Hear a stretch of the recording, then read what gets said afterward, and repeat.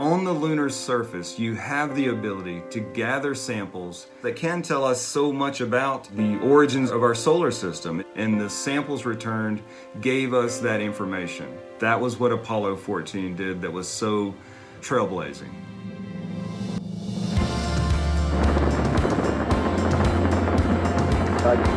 Looks good here, flight. Good agreement.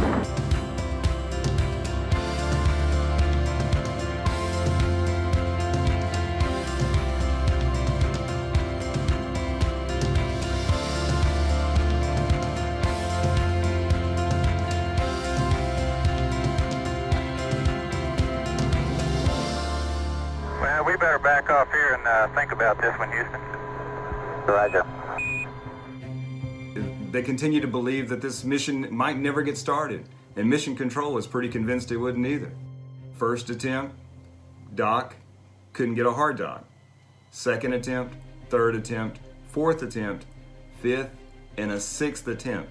2 hours. But it's that spirit in Mission Control, in the crew, the faith and the confidence in their training, and they're able to work together as a team to get that mission going. I believe I got a hard dock, Houston. Roger, Al. That's great.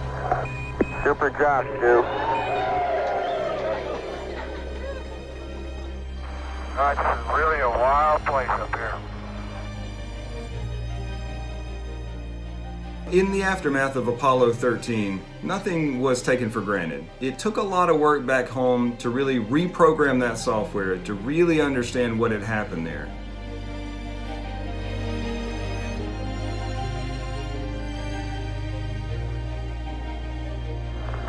We're on the surface. Okay, we made a good landing. That was a beautiful one. We landed the slope, but other than that, we're in great shape. Yep. Right on the landing site. Looks like you're about on the bottom step and on the surface. Bedford, old man. Hamlet's on the surface, and it's been a long way, but we're here.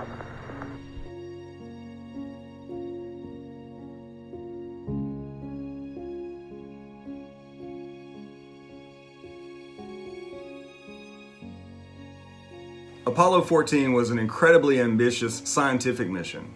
One of the things they had with them that was incredibly important was something called the MET, or the rickshaw. Basically a cart intended to carry both those scientific experiments, those payloads, but also to return those lunar samples. And so that allowed that crew to travel further from the lander than any crew had previously.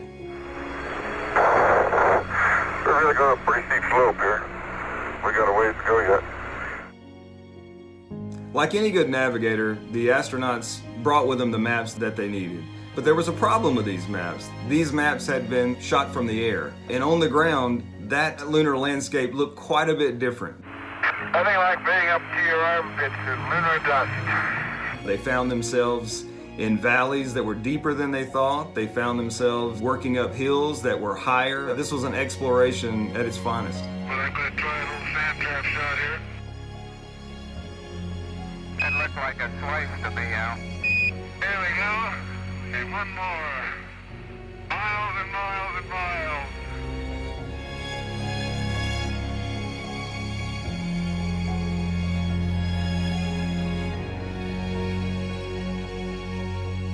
The samples returned from Apollo 14 were incredibly important. They told us so much about the formation of the solar system, so much about the material that makes up the moon. Okay, Channel, do a loop. Okay, make it smooth. And around we go. Show us a little style. The return trip to Earth was a time to rest, a time to reflect, but also a time to continue science. A major portion of that journey home was conducting microgravity science, something that today we do on the International Space Station every day. That was a new way to think about what would the value of space be. Apollo 14 achieved all the science that it had hoped to achieve, and it pressed the boundaries of space exploration in ways that future crews would build upon. And as we prepare to go back to the moon, we've definitely followed in the footsteps of these brave crews that went before us and build upon the scientific information that they returned.